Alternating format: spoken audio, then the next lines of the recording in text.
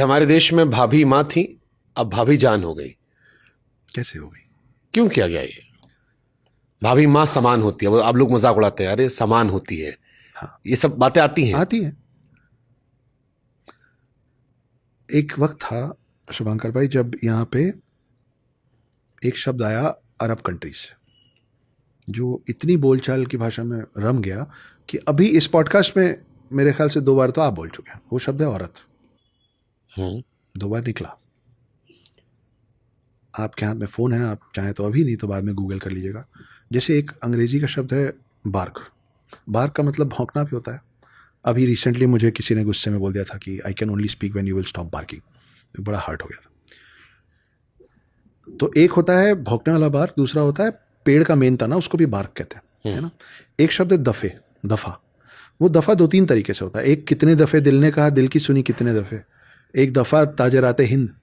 और एक होता है दफ़ा हो जाए यहाँ से। उस एक दफ़ा का 3 मतलब होता है। औरत शब्द का कोई दूसरा मतलब नहीं होता है सिवाय एक लौते मतलब का, और वह है वजाइना। महिला का गुप्तांग को औरत कहते हैं, और हम लोग इस शब्द को यूज करते हैं। हमको मालूम ही नहीं है। मैं सर्च करता हूँ। प्लीज कीजिए। बाप रे, तो बड़ी खतरनाक चीज आप बता रहे हो जी।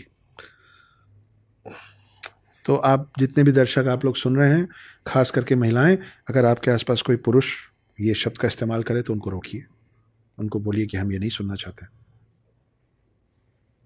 बट इसमें डिक्शनरी में तो नारी स्त्री वो कह रहे हैं। नहीं, आप उसका लिटरल मीनिंग देखिए। नग्नता, प्रॉपर आपको मिलेगा। जन्नांग, दोष और नग्नता। देख लीजिए।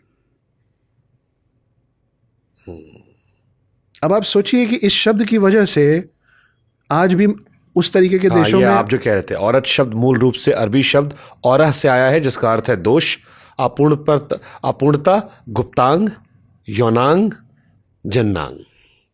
इसमें से एक भी शब्द अच्छा तो नहीं है ना। फिर तो जब अरब कंट्री से आपके मेरे पास ये शब्द आ रहा था, और आप देखिए कि आज भी महिलाओं का उन देशों में क्या हालत है।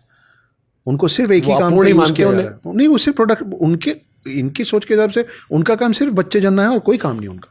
उनको पढ़ने की आज़ादी नहीं है, उनको घूमने की आज़ादी नहीं है, उनको वो अपना बुर्का नहीं हटा सकती, वो अकेले कई देशों में बिना पुरुष के महिला अकेले बाहर नहीं जा सकती, गाड़ी नहीं चला सकती, पता नहीं क्या क्या।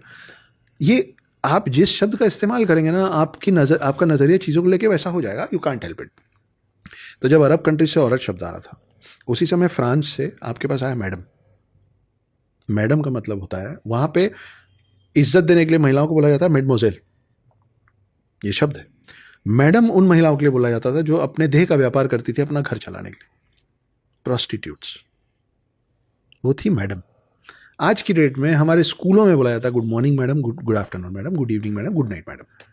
हर कोई एक दूसरे को मैडम बोल रहा है। अधिकारियों को मैडम सर, हाँ मैडम बोल रहे हैं ना। जब फ्रांस से ये मैडम शब्द आया हमने अपना लिया, जब अरब से औरत शब्द आया हमने अपना लिया, उस समय आपके देश में, हमारे देश में एक अनजान महिला को देवी जी बोल के संबोधित किया जाता था, जो आज भी बच्चन साहब के विषय में बोलते धन्य आप देवी जी। वो शब्द छोड़ के हमने ये शब्द उठाया हुआ है। लेकिन आज की डेट में अगर किसी मॉल में कोई महिला घूम रही है, एस्केलेटर पे उतरने का सोच रही है और कंफ्यूज्ड है कि नीचे वाला फ्लोर घूमूं कि इस फ्लोर पे एक राउंड और लूं, और मेरे जैसा आदमी कुर्ता पजामा पहन के आके पीछे से बोलेगा ना एक्सक्यूज मी देवी जी, तो वो महिला सबसे पहले पलट के बोलेगी गंवार कहीं के, देवी जी दिख रही हूं मैं तुमको, इज्जत देना नहीं चाहिए। तो ये तो हम लोग की कमी है ना।